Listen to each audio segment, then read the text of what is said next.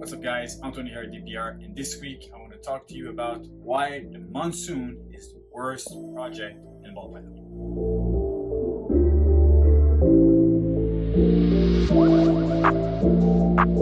Okay, so everybody who knows me personally as a ball python breeder knows that I've been a huge fan of Monsoon until today.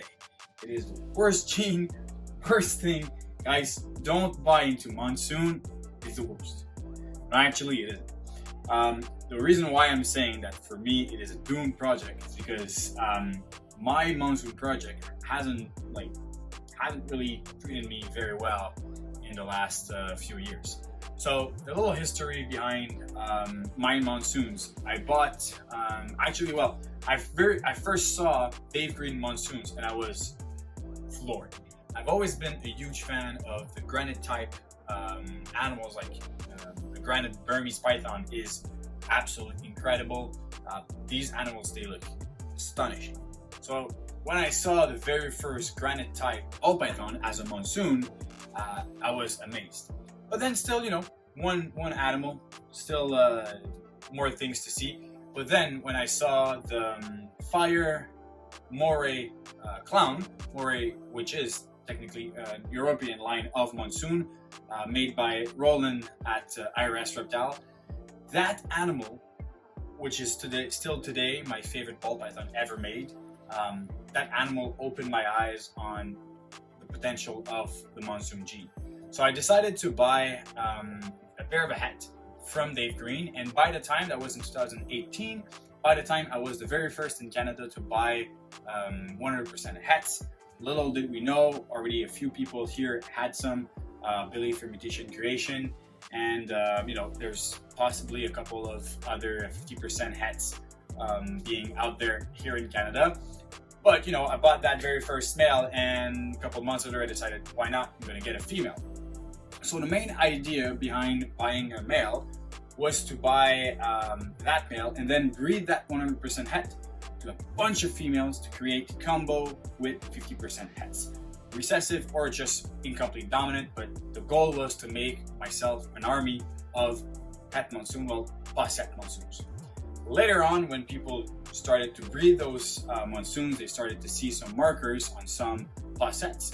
So it was a little even easier to pick some of them out. But on my very first year of breeding that male, I bought it late 2018. I received him in the fall. So he was only ready to breed by the beginning of 2020, so last year. And last year, I paired this male to 7 females and ended up with 5 clutches. Well, actually, one was slug. Well, the other one was slug. The other one was slug. And another one was slug. So I ended up with only one good clutch of Passet Monsoons, and out of 6 eggs, one was male, the other one was a male, the other one was a male, the other one was a male, and another one was a male. So ended up with 5 males and 1 females. And I have a running gag. I have a little tattoo here on my foot that I'm really good at hatching males and no females. That was in 2018. Wanted to have double het and answer clowns, and ended up with 5.1. So that's the story behind that. So my very first Passet Monsoon clutch was a disaster. Ended up with only 1 female, which is this girl right here. She just shed. She's been a good eater. Everything's beautiful with her. She has good marking, so I'm kind of confident she will prove. But that is the only female 50% het Monsoon that I managed to hit out of my het Monsoon male.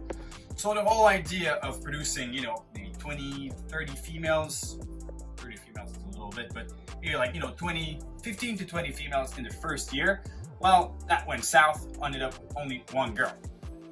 It happens. I also bought a calico het Monsoon female, and she was eating like a monster. At 2 years old, she was breeder size, decided to throw the male in, and she reabsorbed. She was developing very well. She went all the way up to 20 millimeters in follicles. Everything was perfect, but then, she reabsorbed. It happens, small girl, not too worried about that. Now to 2021. Decided to pair the same male to a bunch of other females, and we'll hope for the best and see what happens. So start the project, very first clutch, slugs again. First clutch was to this clown female right here. She was a big girl. So that was Het Monsoon, the clown. Last year 7 slugs, this year 8 slugs. So let me tell you, I'm not gonna repeat the same pairing next season. She already gave me good eggs in the past. That is actually the mom who's behind the 5.1. So this girl have gave me slugs and a lot of males. Even though I love her, it's a bit of a pain in the ass. But so the first clutch of Monsoon this year was to clown, to make like het clown, 50% het Monsoons with good markers. You know, easy to make double hets. That went south. Also, I ended up having, you know, the clutch you've seen in previous episode from the OD Yellow Belly Fire Pin, which ended up being a super orange dream. I think 2 weeks ago I've shown these babies on YouTube. They're amazing. So thank God this project was finally going well. But before these babies hatched, I ended up having a clutch from the calico het Monsoon female, and as you can see, she just finished laying. But unfortunately, it was a total of 5 slugs that came out of this girl. But the thing is, guys, 5 slugs, and she egg bound. So a good amount of 7 slugs was still stuck inside of her.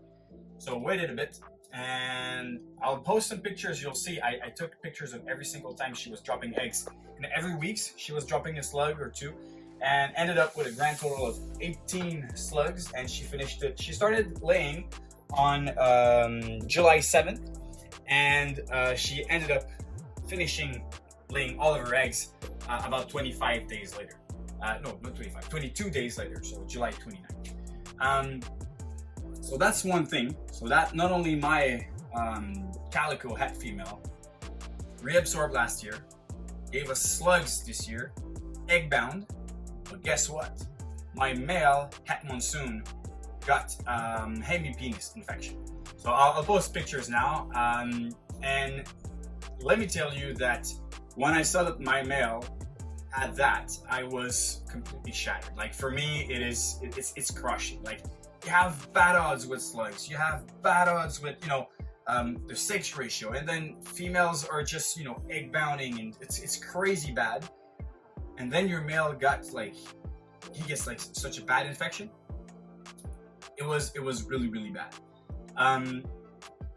The thing is, it really puts you in perspective of, you know, you put money out there in a big project. Like I've spent over 10 grand in these only 2 monsoons at first, and decided to go all in and paired my male to some of the best girls I had. Slugged out, didn't go, and whatnot. So the thing is, it's not because you plan things in advance and you do like investments that they're gonna go out and sort very well for you. Sometimes it might go south, it might not work as you plan, but the thing is, you gotta remember that our goal is not in the short term, it's in the long term. I know that I'm probably not gonna have the nicest monsoon collection in the next 3 to 4 years. My goal is not that. When I bought these animals, I never wanted to do like sell monsoons for 5, 6, 7, 8 grand. It was not my goal. I've always set myself there. If I sell monsoons for 2 grand, and a lot of monsoons for 2 grand, I'm set. I'm okay. For sure, it's nice to sell monsoons now when they're hot and very expensive.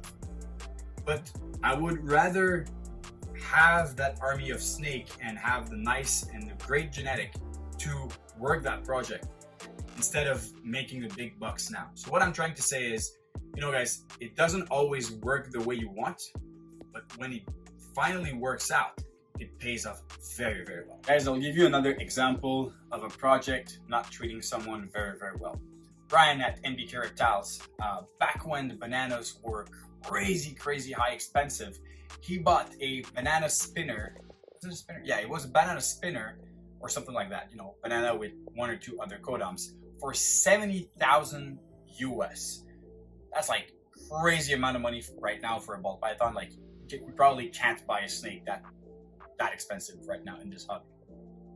He did buy that male, paired him with a bunch of females. You know, back then with the bananas, you buy a male 20, 50 grand and you breed it to as many females as you can to produce more.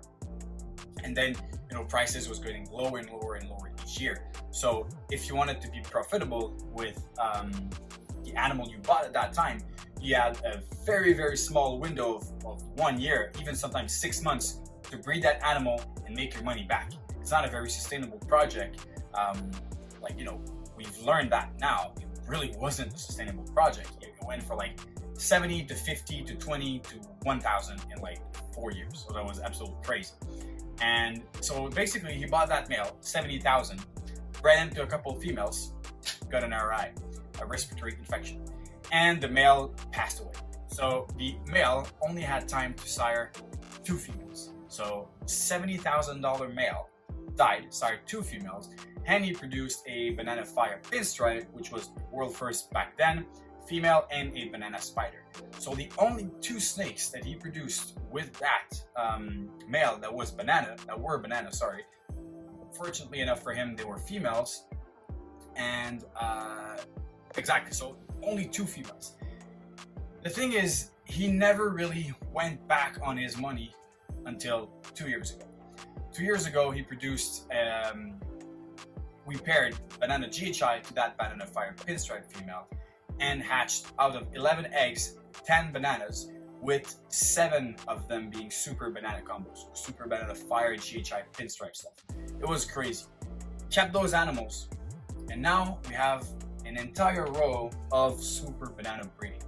The thing is, without that $70,000 investment, he would never have these animals. He probably could have bought bananas later on. But what I'm trying to say here is, even if you invest big bucks right now and you don't have the best return instantly, it's gonna pay, but in a longer period. So my monsoons, they might not have been the wisest decision back then in 2018 when I bought them for money in, you know what, like a five year span, but over 15 to 20 years, that investment will have to pay off so much. So it's a long game, guys. Raising females, it takes 3 years, and everything takes time. Don't be the guy that wants to rush everything, and if something doesn't sell, drop the prices and whatnot. Everything takes time. You will succeed if you are consistent in what you do, and if you do believe and focus on your projects. It's gonna happen. I'm gonna have a shitload of monsoons eventually. It's gonna come. Just right now, I'm a little behind, but I love the project and it's gonna happen. So it's not a bad project whatsoever. It's just that for me, it hasn't been treating me very, very well. But in the future, it's gonna get very better, much better. God damn. By the way, if I want to say that my male, Het Monsoon, I treated him, and you can still see that he had an infection before, but you'll see in the pictures that everything is going like very, very well for him. So I'm having good hopes that he's going to be able to breed next season. His 2 hemipenes are looking very, very fantastic. So yeah, that's honestly a very, very good sign. On this, guys, let me know down in the comments if you ever had like a project that went south or something that really worked out for you. I want to know like the ups and downs of your collection. On this, follow me on Instagram and YouTube, and see you next week. Cheers.